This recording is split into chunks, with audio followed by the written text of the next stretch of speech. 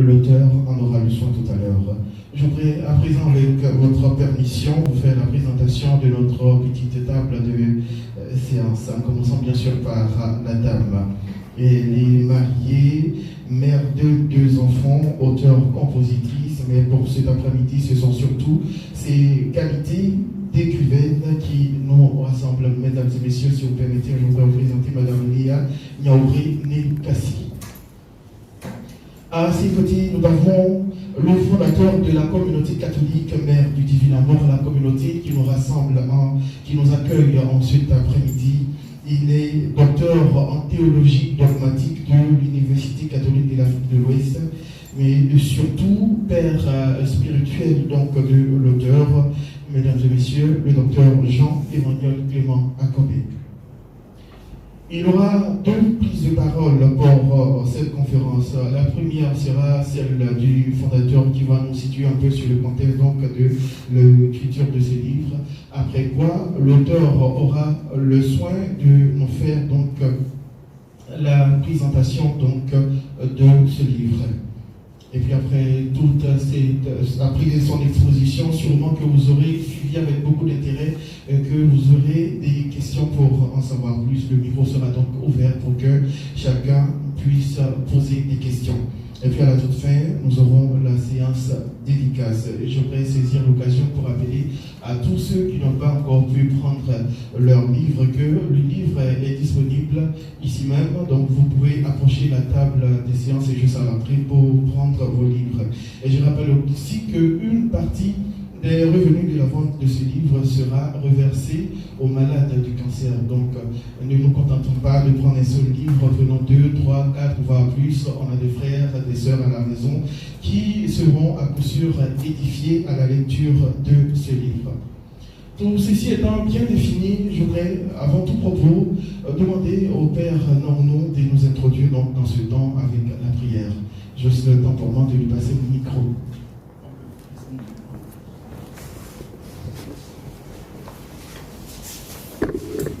Pour ceux qui peuvent se mettre debout, je vous invite à vous mettre debout.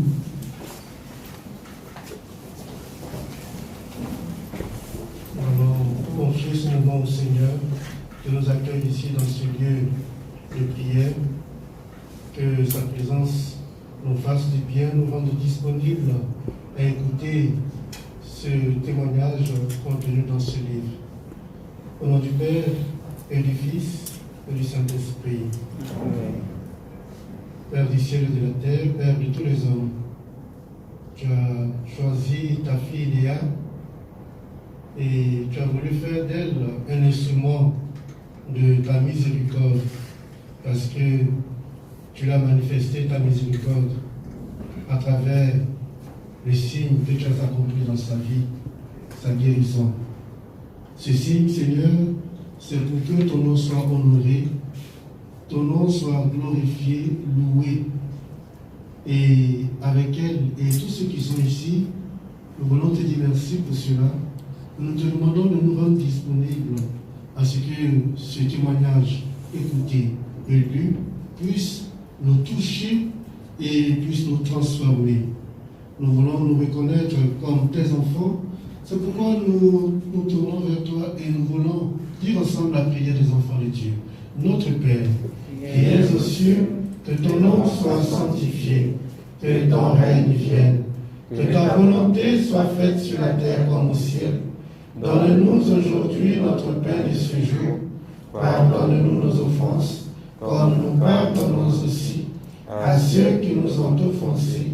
Et ne nous laisse pas entrer en tentation, mais délivre-nous du mal. Car c'est à toi qu'appartiennent le règne, la puissance et la gloire, pour les siècles des siècles. Amen.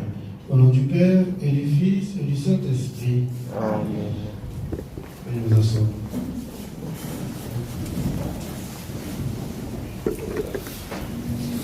Voilà, merci Père Emmanuel de nous avoir introduit dans ce temps avec la prière. Je voudrais à présent passer la parole au docteur Jean-Emmanuel Clément Akobé. Je vous dis merci d'être là. Et ce soir, nous aurons avec nous un témoin vivant de la parole de Dieu. parce que depuis ce merveilleux mystère où Dieu s'est fait chair, Dieu s'exprime par l'homme. Et Dieu raconte aussi par l'homme ses bienfaits, parce que nous devons publier les bienfaits du Seigneur. Ce témoin que nous avons devant nous a écrit un tout petit livre, mais qui était grand. J'ai vu sa bonté. Alors on peut se poser la question, de quelle bonté? Et vous aurez l'occasion de découvrir, mais ce que je peux dire, quand vous avez vécu ce que Léa a vécu, et surtout quand vous étiez proche d'elle, et que chaque soir, il y avait des coups de téléphone et des souffrances terribles, et que vous voyez Léa aujourd'hui, vous ne pouvez que dire que Dieu est bon. Ça, c'est la première des choses. La deuxième des choses, c'est que la bonté de Dieu passe par l'humain que nous sommes. Alors, je veux saluer les médecins. Par Léa, on découvre aussi que la médecine est un canal de miracle de Dieu. Il peut y avoir un miracle direct par une intervention directe de Dieu, mais Dieu passe par les hommes. Et Dieu est passé par la science. Dans la compréhension de l'Église, la science ne s'oppose pas à la foi, même si la foi peut aller au-delà dans sa capacité de bienfaisance, au-delà de la médecine. Mais par ce témoignage que nous allons écouter et après lire, nous voyons comment Dieu a utilisé la science. Alors, pour ne pas être trop long, parce que je ne suis pas l'auteur de ce livre, que j'ai lu avec beaucoup d'intérêt, et j'ai vu moi-même des éléments nouveaux, parce que ce qui était essentiel pour nous autres, c'était qu'il Léa guérisse. Mais dans ce livre, il y a beaucoup de détails. Beaucoup de détails d'une âme vraiment dans la souffrance. La souffrance est une expérience terrible.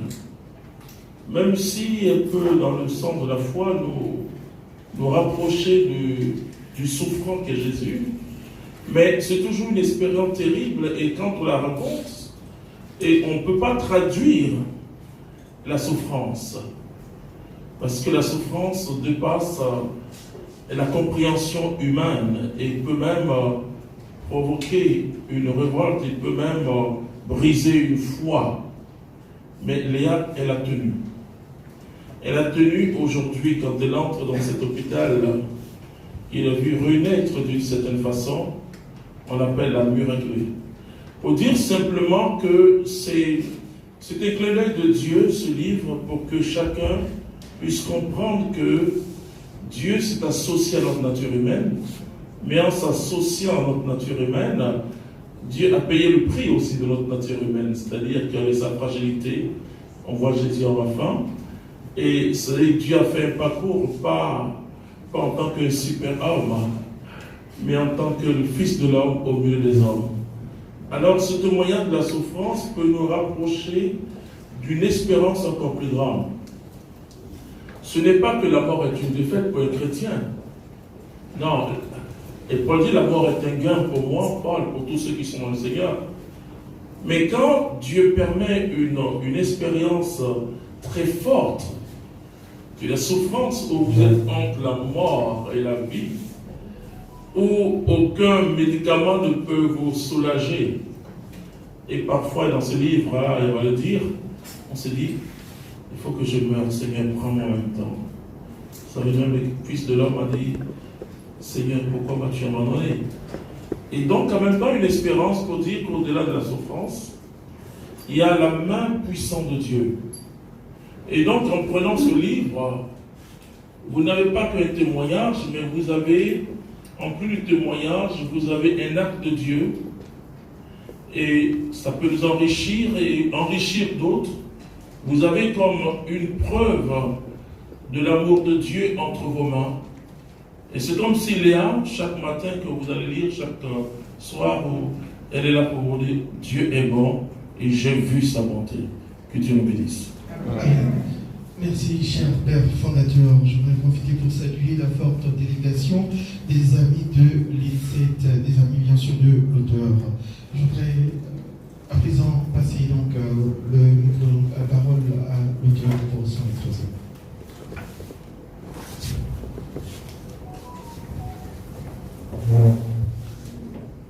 Docteur Clément Akobé, fondateur de la Trinité Mère du Divin Amour, que j'appelle affectueusement Daddy. Révérend Père, révérende Sœur, Excellence, ambassadeur,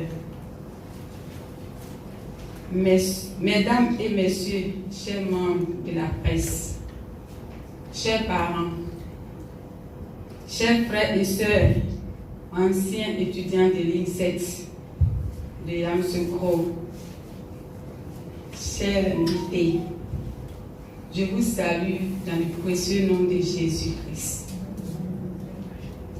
Je suis Léa Niaouré, date de Dieu pour certains, financière de formation, qui se retrouve aujourd'hui dans le monde littéraire.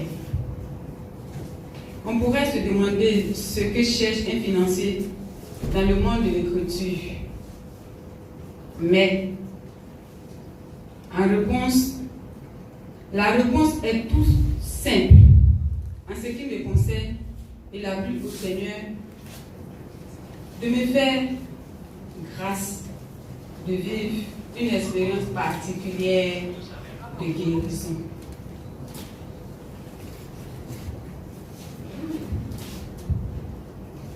Mesdames et messieurs, c'est avec beaucoup d'émotion que je vais vous relater cette étape douloureuse de ma vie, désormais inscrite dans cette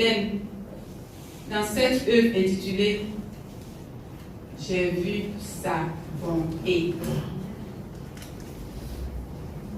Marquons une minute de silence pour ceux qui, à force de subir d'atroces douleurs, n'ont pas pu survivre.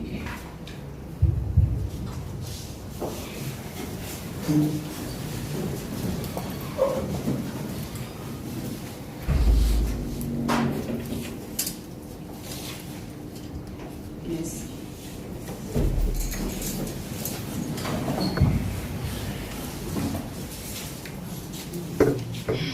Eh oui, j'ai vu sa bonté.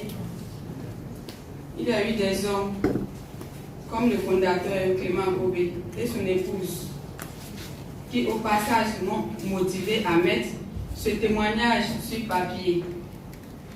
Sans oublier ces nombreuses personnes qui m'ont soutenu à plusieurs niveaux et que je ne cesserai de remercier. L'histoire débute en 2013 et 2014. Et comme je l'indiquais plus haut, c'est une étape douloureuse de ma vie, parmi tant d'autres. Je dis bien parmi tant d'autres. En 2013, alors que j'étais en vacances en France, et profité pour célébrer la réussite au bac de mon fils, c'est alors que tout va se transformer en cauchemar. En 7 mois, j'ai subi 5 opérations au plan gynécologie, jusqu'au pancréas, en passant par le tube digestif. En effet, la 3e intervention avait relevé un cancer du pancréas, un type de cancer très douloureux et mortel, auquel, selon mon médecin et mon professeur, ne survivent que 2% des personnes. Cette dernière intervention du pancréas a pris toute une journée, de 7h30 à 20h. Tout était planifié, selon les normes humaines et selon les médecins, que je n'allais pas survivre. Ainsi, sur la proposition de mon professeur, j'avais accepté de faire don de certains de mes organes et cellules à un groupe de chercheurs indépendants. Une façon pour moi de contribuer à la science en vue de trouver des remèdes pour sauver d'autres malades.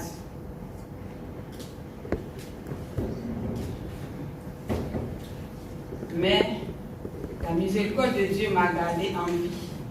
Non seulement l'opération a réussi, mais les chercheurs indépendants qui ont analysé plus tard mes cellules n'ont trouvé aucune trace de cancer. Le Dieu Tout-Puissant a eu compassion de ma personne et a tout changé pour sa gloire. Ce n'est ni par ma force, ni par mes œuvres qui m'a sauvé, mais par son amour. Dit le psaume 44, verset 4. Les frères et sœurs criaient à Dieu pour moi. Dieu était présent car à chaque instant que je voulais abandonner et que j'appelais le fondateur, quelle que soit l'heure, c'est une grâce, une chance pour moi. Il me répond et il disait, tu n'auras rien. Cela me fortifiait et je continuais la lutte. En plus de tout ça, le Seigneur a mis dans ma bouche ces paroles de louange pour soulager les cœurs et les malades alors que je n'avais participé à aucune chorale jamais de ma vie.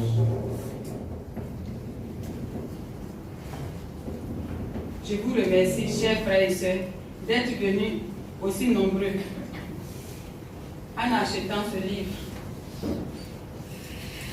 Ce livre, vous contribuez ainsi à soulager les malades atteints du cancer, notamment les femmes et les enfants. L'objectif est que les revenus de cette œuvre allaient aux malades. Le livre coûte 2000 francs, certes, mais tout ce que vous apporterez sera pour la gloire de Dieu. J'ai pris que Dieu vous surprenne favorablement et qu'il vous montre aussi sa bonté.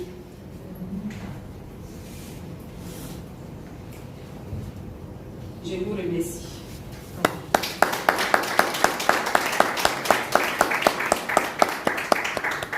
Merci beaucoup. Voilà, c'est sûr, c'est pour vous donc en train de faire beaucoup d'émotions avec ces mouvements, donc l'auteur nous a fait la présentation en deux, voilà, de son œuvre.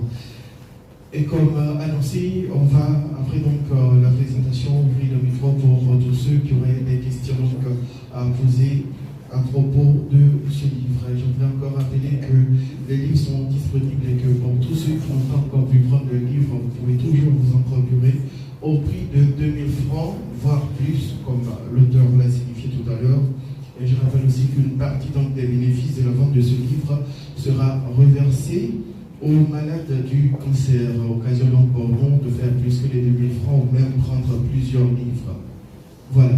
Je voudrais donc à présent ouvrir le micro pour tous les confrères journalistes et toutes les personnes de l'assistance qui auraient donc des questions à poser sur le livre. Voilà. Alors, on va faire un peu de dispatching le temps qu'on nous envoie le micro. Je vais partager le mien.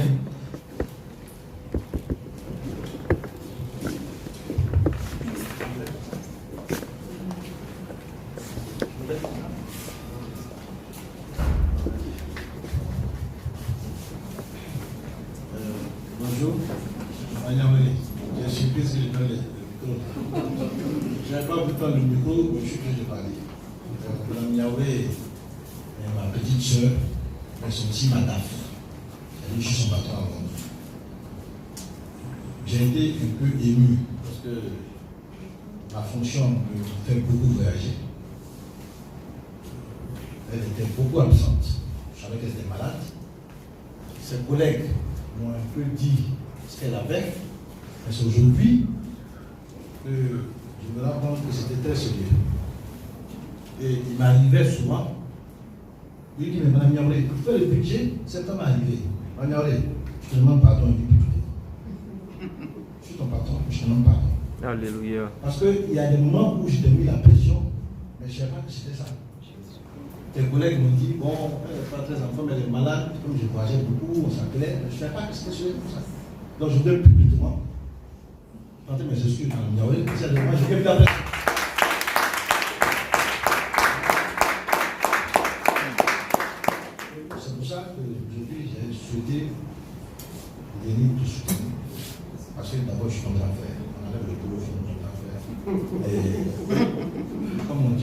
le Seigneur est merveilleux, c'est une manifestation du Seigneur, même si je suis de confession musulmane. Alléluia.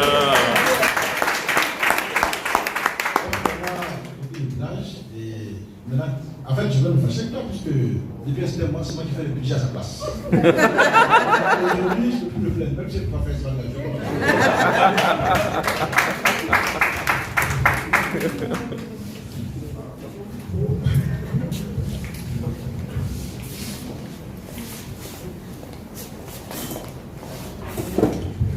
Voilà, merci beaucoup, monsieur Touré Ali. Je rappelle qu'il est le représentant non permanent de l'ambassadeur permanent de la Côte d'Ivoire à Londres.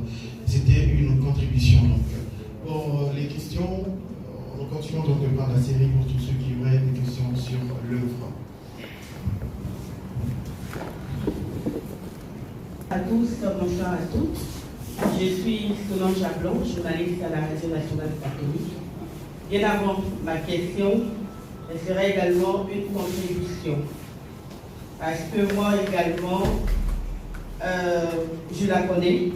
Depuis 2016, nous nous sommes rencontrés dans le cadre d'une de ses activités caritatives. C'était juste par rapport au CD, je n'avais pas toute l'histoire. Mais récemment, j'ai eu à parcourir le livre également. Pour dire au-delà du témoignage qui est rendu dans ce livre, voir ce livre m'a réconforté. Parce que matin, je me suis réveillée avec vraiment un mal au cœur de voir les situations difficiles, les situations financières de ma vie. Et quand je me suis rendu compte que elle, par contre, elle avait les moyens, parce que vu toutes ces interventions, certainement qu'elles sont coûteuses, mais qui subissaient, qui vivaient vraiment une douleur atroce. Et là, je me suis tout de suite ressaisie en me disant, mais qu'est-ce que j'ai à m'apitoyer sur mon sort? Alors que quelqu'un qui avait les moyens n'avait pas la santé, qui souffrait vraiment. Et tout de suite, ça m'a réconforté. Donc j'espère vraiment que ce que ce livre a dû m'apporter apportera également un réconfort à quelqu'un, quel que soit le mal qu'il aura. Peut-être comme le mien, peut-être dans sa douleur de maladie également. Et donc ma question, c'est de savoir, comme je l'appelle maman Léa, permettez-moi, comment vous avez accueilli cette nouvelle en sachant que vous avez cette maladie? Comment vous l'avez accueillie?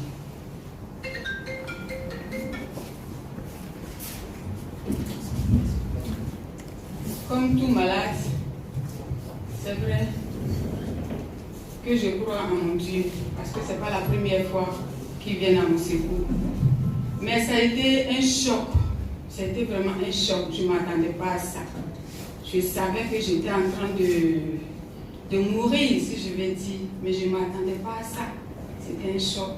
Donc lorsque le médecin, lorsque le professeur m'a annoncé, je vous dis que les autres minutes, je ne sais pas ce qui s'est passé. C'est ma collègue qui a suivi tout. Mais après, je me suis ressaisie. C'était un choc. C'était vraiment un gros choc que j'ai reçu ce jour. Il a beaucoup été question de deux amis qui vous ont soutenu durant tous ces temps. Mais vous évoquez rarement la présence de vos enfants et de votre mari. Je veux savoir quel rôle ils ont joué auprès de vous durant toutes ces années-là. Merci mon frère. Mon mari est très, mais c'est par mon mari que Dieu est passé pour m'aider. Parce que mon mari était un fonctionnaire international des Nations Unies. Donc on ne vivait pas ensemble. Il était dans un autre pays et moi j'étais dans un autre pays. Concernant les enfants, comme je disais, l'autre était étudiant, donc il était dans une autre ville très loin de Londres, donc il ne pouvait pas vivre ça. Malheureusement, mon fils venait d'avoir son bac à 16 ans et que c'est l'âge vraiment critique qu'il fallait suivre.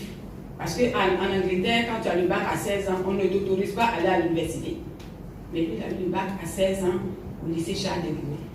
Donc il fallait donner une autorisation. Mais malheureusement, je n'ai pas pu le suivre parce qu'il était dans une autre ville. La fille, elle avait que 13 ans. Là, je me suis critique. Donc, elle ne pouvait pas. Donc, je peux pas.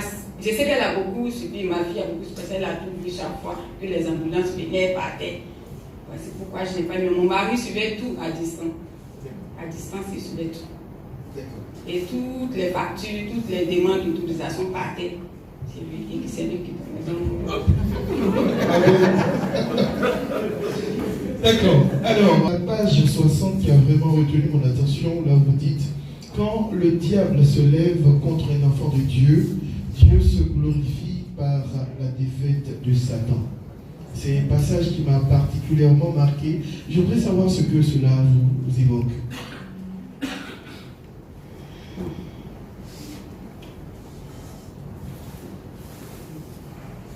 Quand Dieu se lève contre un enfant de Dieu, Dieu se glorifie. Quand Satan.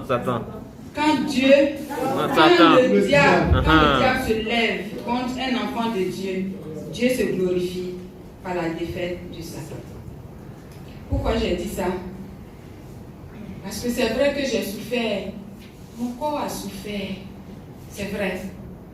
Je ne souhaite pas, en parenthèse, que vous retenez seulement la souffrance. Mais je voudrais aussi que vous gardez la gloire, la joie que j'ai eue après. Parce que ce jour-là, j'ai eu la joie. Toute la journée était une joie pour moi. J'avais, par surprise, donné la communion pour la première fois que j'ai mis mon pied à l'église pour faire la messe. J'ai eu la chance, la grâce de tendre le corps du Christ au médecin. Au médecin qui m'a soigné, le médecin du professeur, l'assistant du professeur. C'était incroyable que je tende le corps du Christ et je soulève ma tête, c'est lui. Il était surpris de me voir, une noire, à l'église, parce qu'il m'a soigné. Il pensait que je venais du Nigeria, il venait me soigner pour partir, mais il ne pouvait pas penser que j'étais ministre, vous appelez ça ministre extraordinaire. Ministre extraordinaire. Il ne pouvait pas imaginer de se croire une noire engagée. Quelqu'un qui l'a soigné, quelqu'un qui a gémi, quelqu'un qui a pleuré, quelqu'un qui l'a coupé ses plaies. Soulever le corps du Christ et il soulève la tête, j'ai dit le corps du Christ. Quand il a dit Amen, nous on se regardait. C'est pour ça que j'ai dit que c'était une joie pour moi. D'accord. Alors, je rappelle que vous pouvez également poser des questions. Alors, nous avons... Membre de la communauté Mère du Divin Amour, je connais Léa en tant que membre de Divin Amour. Je l'ai rencontrée précisément dans le cadre d'une amitié familiale à Meaux, en France. Et elle n'était pas encore malade quand je l'ai rencontrée. Donc c'est auprès du fondateur que j'ai pu suivre toutes les péripéties de sa maladie et j'ai pu voir le témoignage qu'il en a rendu. Je voudrais rendre grâce à Dieu pour ta vie et pour ta foi. À la page 37, tu relates un témoignage. À la page 37, donc j'ai 3 pages que j'ai sélectionnées. Je viens d'acheter le livre, mais bon, j'ai lu rapidement. Et le livre est très agréable à lire, je dois le dire, en tant que professeur de philosophie, docteur en philosophie. Je veux vraiment apprécier la qualité de ton écriture, déjà. Le livre est très bien écrit, ça se lit facilement. Il faut dire, en quelques minutes que je l'ai acheté, j'ai déjà retenu quelques éléments. Vraiment, bravo déjà de la qualité littéraire. Donne envie de lire le livre, voilà, on est pris par le sujet. Alors à la page 37, tu écris, tu donnes un témoignage. Pendant que tu étais au plus fort de la souffrance, tu parles d'une amie qui s'appelle Fatou S, ta soeur aussi, qui depuis quelques années, enfin quelques mois, n'avait pas de tes nouvelles. Et pendant que tu as lutté en train de souffrir sur ton lit d'hôpital, elle t'appelle. Et tu pries pour elle. Et on voit Dieu agir. Je voudrais te poser la question. Est-ce qu'on peut dire que Dieu t'a donné un don de guérison, de consolation à partir de ce témoignage, de cette grâce, de ce miracle que tu as fait dans ta vie? À partir donc de ce témoignage que tu relates, alors que tu étais au plus fort de ta souffrance, une amie qui n'a même pas cherché à savoir ce que tu vivais t'appelle, mais toi tu la consoles et puis il y a des résultats. Alors qu'elle n'arrivait pas à dormir, elle dort bien. Et après elle te reproche, et pourquoi est-ce que tu ne lui as pas dit? Est-ce que tu peux aujourd'hui après du recul, dire que Dieu t'a fait grâce de consolation ou de guérison? Être ordonné. Je ne peux pas dire que Dieu m'a fait grâce. Sinon, tout le monde allait courir vers moi. Dieu m'a fait grâce de guérison. Non, je ne peux pas dire ça. Moi-même, quand ça ne va pas, j'écris. J'écris à lui. Donc, je ne peux pas dire que Dieu m'a fait grâce de guérison ou bien de consolation. Mais j'ai eu une joie de consoler. Amen. Là, je sais que j'ai eu une joie, même quand je souffre, je préfère consoler. Amen. Je préfère donner la joie à l'autre. Merci. Merci. Voilà, très bien. La réponse me convient. À la page 46. Page 46, l'intitulé de ce paragraphe dit « Le pardon que tu as donné t'a sauvé ». Tu racontes un témoignage de l'ordre de quelque chose de mystique. Tu as fait une rencontre dans ta maladie. Tu dis ceci, je lis si vous me permettez. À un certain moment, probablement après l'opération, j'ai dû me réveiller. Mais je ne saurais dire vraiment à quelle heure. J'étais vraiment en salle de réveil. Ainsi, à mon réveil, je réalisant que j'étais toujours en vie, je me suis mise à pleurer seule. Oh mon Dieu, merci. Seigneur, je vis encore dans ce monde. Non, Seigneur, je ne mérite pas cette grâce. Qui suis-je pour que tu m'aimes tant? Je ressentais encore un peu de douleur dans mon ventre. Alors, je me demandais si c'était le début de l'intervention. Et quand j'insistais tellement sur mon intimité, j'ai eu l'impression qu'un homme en robe toute blanche me répondait. Chaque fois que je me disais que je ne méritais pas, il me répondait, tu mérites. Et moi qui persistais, non, j'ai trop de péchés, mon Dieu, pour mériter cette grâce. Et l'homme répondit en me posant cette question. Sais-tu ce qui t'a sauvé? Quand je lui répondis non, il me dit, tu as donné beaucoup de pardon, c'est ce qui t'a sauvé. En entendant ces paroles, je m'étais endormie.